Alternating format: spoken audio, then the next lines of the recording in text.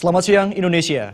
Anda menyaksikan seputar Bali terkini pukul 14 Wita bersama saya Dewalid Swastika.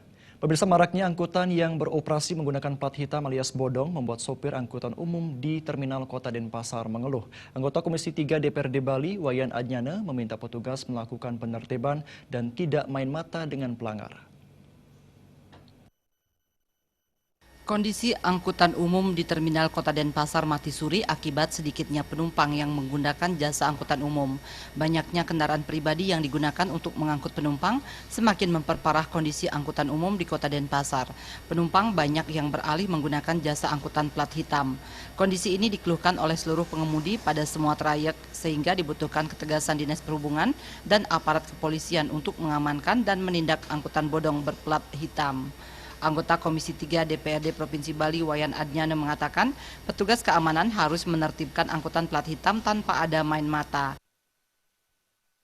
Ya, itu memang saya harapkan dari aparat sendiri juga, karena sekarang ini kan pemerintah sudah mengarahkan semua supaya kendaraan-kendaraan yang melayani transportasi umum itu, dia itu harus sekarang berizin, ya. Dia harus punya izin, ya. Saya harapkan aparat, petugas yang mempunyai kewenangan di bidang perizinan itu juga memberikan pelayanan yang baik, lancar, ya, tidak mempersulit, sehingga tidak banyak masyarakat kita yang masih melakukan pelanggaran-pelanggaran. Itu yang pertama. Kemudian yang kedua, terhadap masyarakat yang memang tidak ada kesadaran mereka untuk mengurus perizinan travelnya, itu memang harus dilakukan penertiban oleh aparat. Suryantari dan Trimaja, Bali TV.